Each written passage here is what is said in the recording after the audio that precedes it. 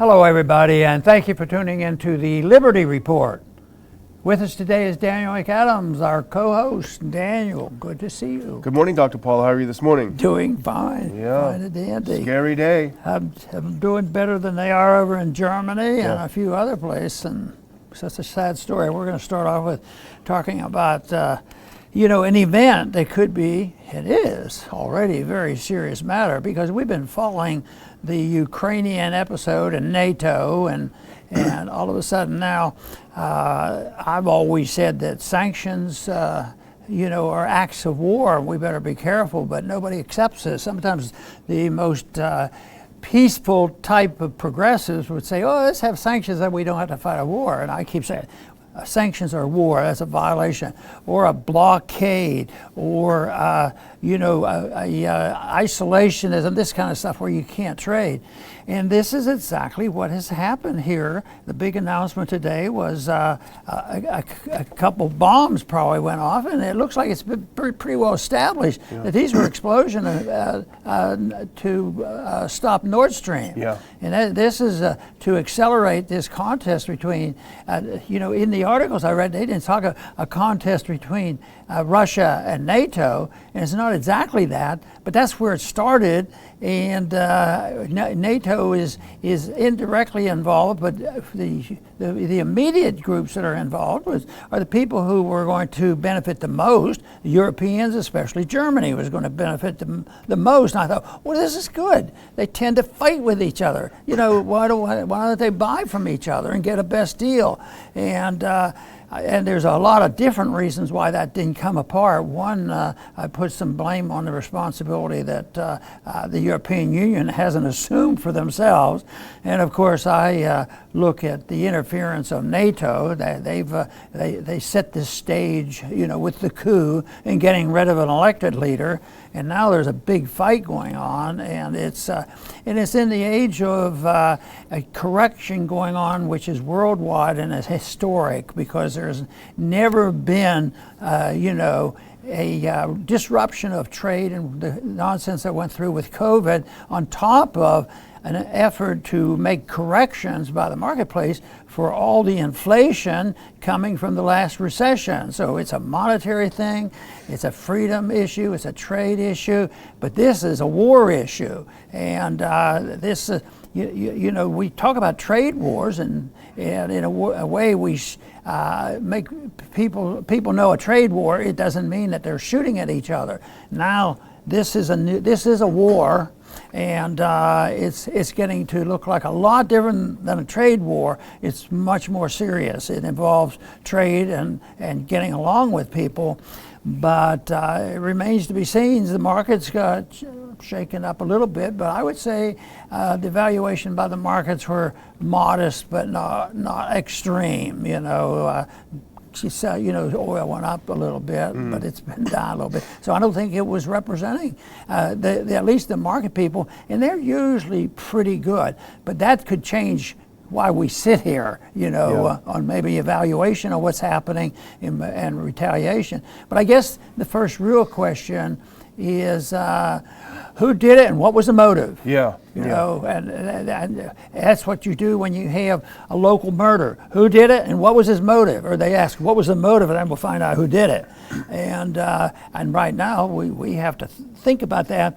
But I have to admit, maybe you have the answer and know exactly who did it, but I don't know exactly, but we can sort of speculate and make assumptions, because somebody in charge is going to have to make some major decisions on how they're going to handle this and keeping it from expanding into a much, much more hot war. Yeah, you're right. This is a classic whodunit, and there are, it's like the game Clue. There are plenty of suspects out there. You have to look at their motives, who might benefit. We don't know. We don't pretend to know. But going back to the timeline, so yesterday early it was reported that there was a detection of a massive pressure drop in NordStream I. And so the question is, what happened? What happened? Well, we find out today that it's not only a pressure drop in NordStream I, but as you point out, it's leaks in 1 and 2. So if there was one problem in part of NordStream 1, who knows what that could have been. But the chance that it's a coincidence when they both have these problems is unlikely, and it's impossible. Let's look at a couple of things. First of all, the leak is massive. According to Danish armed forces, it measures about 1 kilometer in diameter. The smaller circle is approximately 200 meters wide. These are massive, massive gas leaks on the Baltic Sea. Let's go to the next one, please. And here's a map. This should give you a sense of NordStream I and II. You see Russia and Germany. The gas was going from Russia to Germany through the Baltic Sea. And let's go to the next one. This is a little bit more of a close-up, and this will tell you exactly where those 3 explosions were found. Near Danish territorial waters, but not within them, outside the zone. Let's go to the next one now. Let's think about, so the Swedish broadcaster SVT reported that the Swedish National Seismic Network has detected 2 underwater explosions.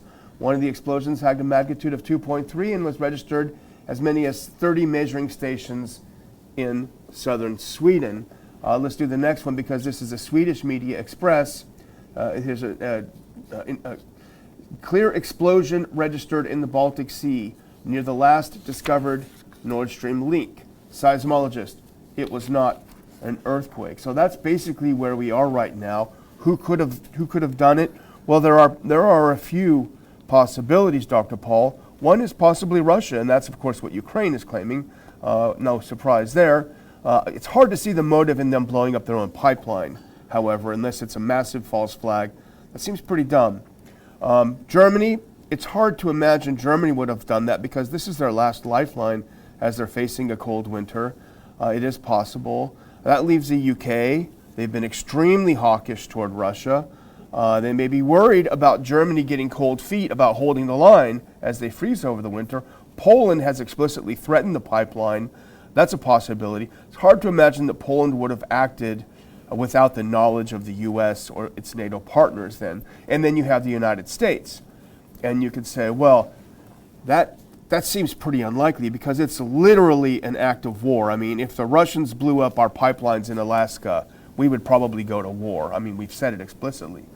But the evidence I would suggest for the U.S. comes from the words of the Biden administration itself.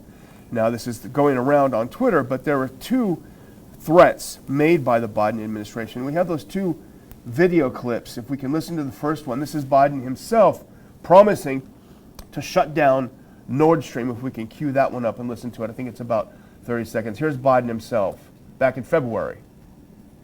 Let me answer the first question first. If Russia invades, that means tanks or troops crossing the border of Ukraine again. Then there will be no longer a Nord Stream 2. We will bring an end to it. How will you do that exactly? Since the project and control of the project is. Put the whole thing on, please. The whole clip. I promise you, we'll be able to do it. Let me answer the first question. Good. And now the next one is Victoria Nuland, who was the architect of the coup in 2014. She said a very similar thing. Let's play that whole clip too, please. It's about 20-some seconds.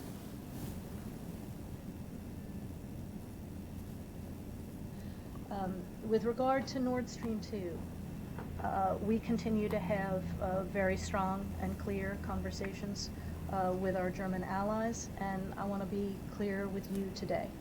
If Russia invades Ukraine, one way or another, Nord Stream 2 will not move forward. So 2 threats from the U.S. government, that doesn't, obviously it's not a smoking gun necessarily, but if it's the case, it's an astonishingly reckless move. I mean, if I were thinking about, I mean, I don't want to put too much of a pressure on this, but I mean, if I were thinking of articles of impeachment, blowing up Russian pipelines is probably something that you'd want to impeach a president for. Under the circumstances, some people will say, well, who's going to take his place? That's a real dilemma, but that shows you the conditions of our political system here. It's pretty well known, understood now for the little bit of they've gained a little bit of information. Wasn't an accident. We always warn about sanctions and teasing and provoking and all that. An accident can happen. Yeah. We didn't mean to do that. We meant to just scare you a little bit. We didn't mean to do this. I don't think it was an accident. It is a natural event. They've already, and you mentioned it in your opening, that this was not an earthquake, and they have scientific evidence to show that there's no evidence for that. And then the false flag is, I guess, exists, but I don't think that's likely going to be the answer. And this is the more this drags on, and when they start seeing the ramifications, what does it take to fix one of these things? And the only thing that crossed my mind on the whole of this, how could they? If you can't get along and you can't have trade and you can't use trade to avoid the wars, what could a country do to have more energy without depending on pipelines running 1,000 miles? And my answer is just legalize nuclear power. Because nuclear power is dangerous. This is dangerous too. And I've always had some sympathy for nuclear because all energy is dangerous, and I always use the example they use a nuclear power in a submarine and people sleep next to those reactors. So, but just think, you could warm a country with a nuclear reactor, and it still exists. As a matter of fact, it's coming back. Some people, even the environmentalists, are starting to think about it. But it's this dependency on and this planning. You need the United Nations and the UN, and you need all the military-industrial complex. Now, that's one thing we haven't mentioned yet. The military-industrial complex must be thinking about what's going on here. They might say, well, I guess we have a job. We'll still be working. We haven't lost our job. Who knows what? But it's complex, and it is important that we find out. But like you say, it may end up where some people come around to that agreement. This is serious. This is an active war, and we can't let it stand by, and somebody's going to have to retaliate. Yeah, I think, in all seriousness, the U.S. needs to clarify immediately that they didn't do it. They need to go to the Russians with the evidence saying, look, this is proof that we didn't do it. Because, this is serious business. If the U.S. has attacked Russian infrastructure, the Russians may very well attack U.S. infrastructure.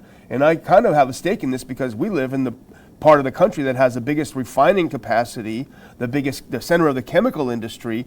Basically, everything is here that Russia would want to ruin if it wants to ruin our infrastructure. So to provoke them, if the U.S. did it, and God, I hope they didn't, that will provoke a response. I think that may be the last straw that provokes a response. And it's, honestly, it's terrifying. If you're looking for an understanding of this, and you played a very important clip by Biden, if you were a Russian listening to that, that was about as threatening and intimidating as you could get. He says there will be no pipeline if you march in. And essentially, the Russians have marched in, and they're having the final blow to it. And it was in the news yesterday, that the territories now close, along the border in eastern Ukraine. Once they have the referendum, they are Russia. That's a technicality that it holds true, and they will pay attention to it. But in a way, it seems a little silly. They're there and all that, but it will be used. It will be used because all these kind of wars, they pretend they follow international laws and decorum and all, and if they don't want to, they don't have to. So they were looking at this, and I think what he said there, if you come across here, there will be, wasn't it exactly saying, there will be no pipeline. Yeah, and they said, well, how can you do that? It's a Germans run the thing. He said, don't worry, we'll do it. We'll take out the pipeline. It's kind of a dumb thing to say unless he means it, and that's a whole other issue. Yeah. We'll have a couple more clips on this before we move on. The next one is just, as I suggested earlier, Obviously, Kiev believes that Russia blew up its own pipeline. You can kind of discount them because they kind of have an interest in this. Nevertheless, it's not an impossibility that Russia would have done it. But here's an interesting one. This is a bonus clip. When we get that queued up, we can put that up. But this is a German journalist who is an extremely, extremely close and extremely in favor of the Ukrainian government. So he's absolutely anti-Russia. He even has a Ukrainian flag in his description. He said, this is very interesting. Whoever did this is attacking not only Gazprom, but also Germany. This is an act of state terrorism against our critical infrastructure, the NordStream pipeline, which supplies gas to millions of homes and thousands of businesses. So Julian Rupke, who again is very as pro-Ukrainian as you can get, he recognizes that this is also an attack on Germany. So it's hard to believe, as dumb as their current chancellor is, that they would attack themselves. Yeah, that's it. But it remains to be seen, but I don't know who the investigators are going to be. You know, when we have commissions and investigations of domestic problems here, of significant events, it's usually just a cover-up. But I don't think this one will fall into that category. I don't think you're going to have an international commission have an investigation and think you're going to get to the truth. And that's what we're looking for. But the truth will build, and I think we'll finally figure this out. But what's going to happen in between that? How long are we going to wait, and how much expansion of the war is going to happen? But this is an act of war that has occurred, and we can't deny it. So it'll be touch and go now for a while. I did have one more point I wanted to make. I almost forgot. If we can put up that next clip. This is it's a comment by oilprice.com, because the U.S. immediately said, "Don't worry, Germany, we're going to take up the slack. We're going to ship out some liquid gas over to you." Go backwards one, please. So oilprice.com, renowned oil and gas trader Pierre Auderland says that Europe can replace a large part of Russian natural gas with LNG, liquid natural gas, which we do a lot of here in this part of Texas. To which Zero Hedge replied, "And then watch these floating Hindenburgs encounter unexpected, if catastrophic, events as they sail to Europe." And I think that is an interesting prediction. I think that may be the retaliation. You'll see some problems with these ships if they cross. So let's hope that doesn't happen. We've been down this road before, and it's not a fun road to go down. I was, poking at this, having an international commission to seek truth, because it doesn't happen here very often that you get an answer by setting up a commission. But in a way, there is a reason why our officials should be looking into this very carefully on, how much did we contribute to it? Have we contributed anything to it? And what do the people think? And how's that going to affect election? Because this is something that has to be looked at. And because, the basic problem that has developed there, we've been talking about it, since 2014 and before. But how did this come about? And we talk a lot about NATO, but who's NATO? And there's the sort of desire, I have it, most people do, when they like their country but they can't support their government, is how do you handle this thing? Because people don't like it when you criticize your own government, but that sometimes becomes very necessary. So, of course, I want to know how we might have been involved. You just used some quotes there, that indicated that if you watch out, and we're going to take care of it, and we'll do something about it. And they are, our government is NATO, but it's a weakening NATO, and people are getting poor. Maybe there's going to be a bigger chance of more of this type of activity happening. But the U.S. government, and we have, of course, if you're an American citizen, or if you're a representative in the American system, such as in government or Congress or something, you do have a responsibility of looking into this. Not so much that you want to tell the Russians and the Germans what to do, and you already stated the position. We're not really supposed to be doing that and tell them when they can build it, but we're very much involved. And to make the point, our involvement, has it really helped? I mean, has it done it anyway? But you know, right now, the Europeans became totally dependent on us. They do nothing to defend themselves. So in order to keep that protection, they do whatever we tell them. And who are we? It's usually involved people who make money off this. If you want a motive out of this, if there's political power to be gained, and then there's also the motive of the people who make money on this. So this is something that's going to have to be discussed, whether it comes to the surface soon or not. It's a big issue. You know, what I meant. Do you have another thought right away? No. Because I wanted to bring up that second item. Yeah, we can even bring that up. This is from our friend John Walsh at antiwar.com. Because here it is. It becomes a political issue for us. And here, the interesting thing here, I found it very fascinating. The antiwar.com by Walsh. The Democratic Party now, the leading party of war. Oh, that's not true. Yeah. We have socialists, and we have Barbara Lee, and we have Bernie Sanders, and they're the progressives, and we believe we want to work with them and have tried. But here, guess what?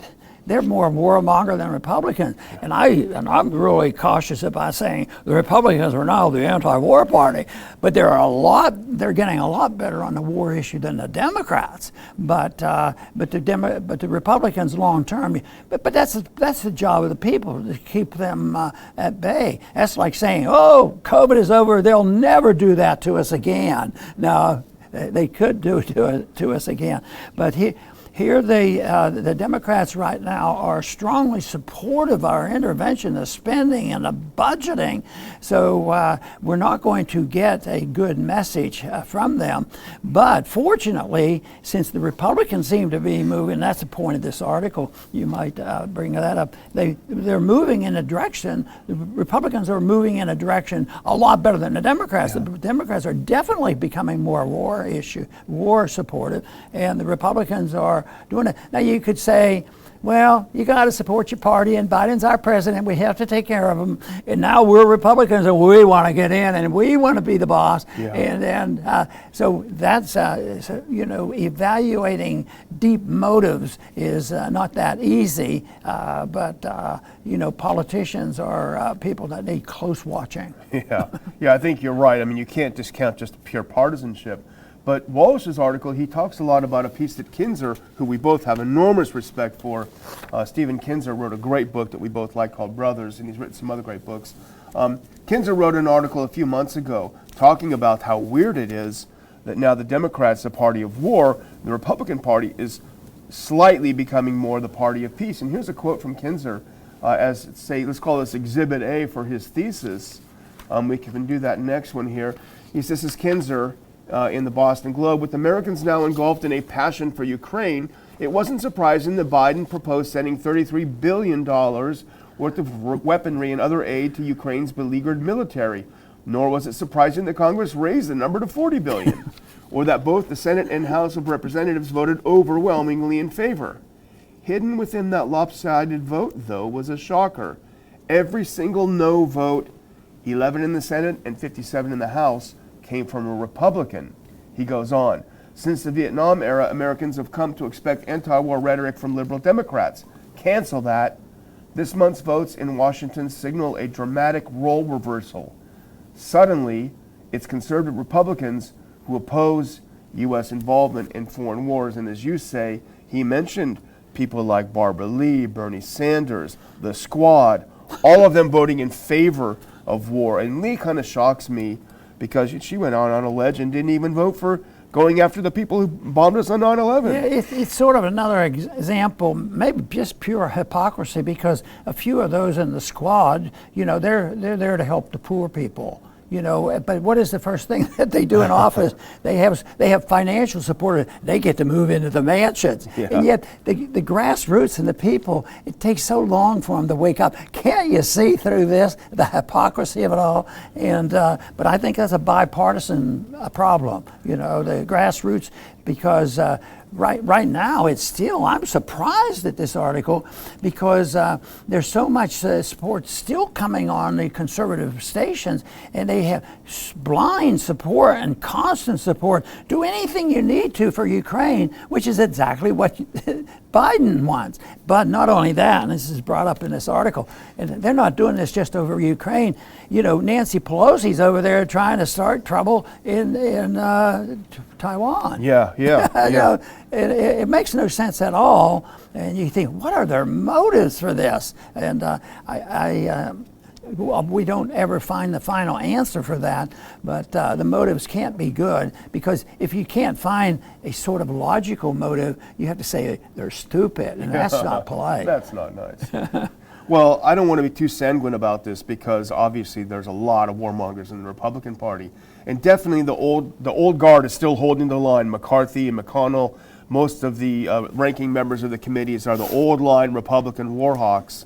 But you're seeing, I think, a new wave of younger Republicans. They're more media savvy. I mean, McCarthy's contract, whatever, with America, whatever he's putting out, totally limp, totally bland. There's no salt in it at all.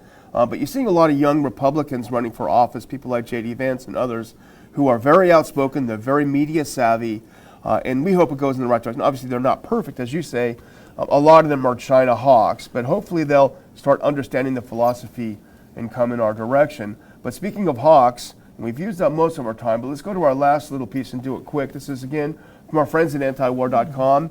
Congressional negotiators agree on $12 billion in new Ukraine aid. What a shocker, Dr. Paul. $12 billion more dollars, endless black hole of money to Ukraine. Here's the thing that I found interesting, and I don't know what you thought about it, but they hid it in a must-pass continuing appropriations bill. Now, normally those are for things that are unpalatable, that they may be worried about, especially with an election coming up, that they still want to pass, but they don't necessarily want to have the spotlight shine upon them. So they'll hide it in a bill. Oh, if you vote against that, you're going to shut down government, you obstructionist Republicans, you're bad guys. I don't know if there is meaning. Maybe I'm overthinking it. But it's just interesting. You'd think that they would want to put it in a standalone bill. We're still helping those plucky little Ukrainians. No, it's hidden in a must-pass budget bill. Well, I see some good news in here, and I have to stretch it a little bit. But, it comes up with the issue of the Fed. People will ask me, well, you're just going to close down the Fed and all this. I said, no, the Fed's going to self-destruct, and it won't work anymore, and it's already getting a lot of negative news, and finally the system won't work, and it's going to be over. But you don't get, 10 or 20 more people who understand it, and get a president who won't veto the bill. So that's not about to happen. But this is not about to happen either. If we get some more support from, and I love to talk about these young people coming in, and they have instincts that are quite different, and it might be a bipartisan group for all we know to come up that will really stand firm against this. But this is going to end too. They hide things like this, and we already hear the talk in some of the campaigns that are going on right now of why are we spending all this money in Ukraine when they go 12, 20, 70 billions of dollars? Why don't we protect our borders? Yeah. All of a sudden it just rings a bell because people are, law enforcement. Why do criminals get off in 10 minutes and get freed and they go out and commit murder? Yeah. At the same time, the people, if it's your store owner, I keep thinking you should solve this problem with property rights. Yeah. But if you're the owner of the property, you better be careful. Yeah. If somebody comes in and tears up your store and you have a shotgun, you shoot them, you're going to have if you're in California, you'll be in prison for life. For protecting your store. But what's going to happen here is more and more people are going to say, why are you spending this money? And we will run out of money. I don't know how we managed to get along with this debt that we have, $31 trillion, interest rates going up, and it's out of control. It's on autopilot. They can't stop it. So it will come to an end, but it's amazing that they've been able to patch it together, and the people want to believe because it's so bad. You may eventually could get so bad you're not going to get your Social Security check. Well, you'll get your check. It just won't buy anything. Sort of thing. And the business community is going to do the same thing. So it will end But this is craziness. Another $12 billion? Yeah. And when you think, well, how much would that help the people that are homeless? For maybe beyond their control. I mean, some don't take care of themselves, but beyond their control. And there's going to be a lot more people, out on the street. I think because I think our correction is just starting. They always say, it's transitory. It's transitory period lasted a little longer than we thought, but it's about over now, and the stocks are up today, so it's all going to be better. But no, we're just starting. The ballooning of the debt and the malinvestment is so huge, and it's worldwide, that it is not going to liquidate those mistakes. Just think, they're trying to struggle about the debt for college students, and they will, but they're starting to say, who's going to be hurt the most? Yeah.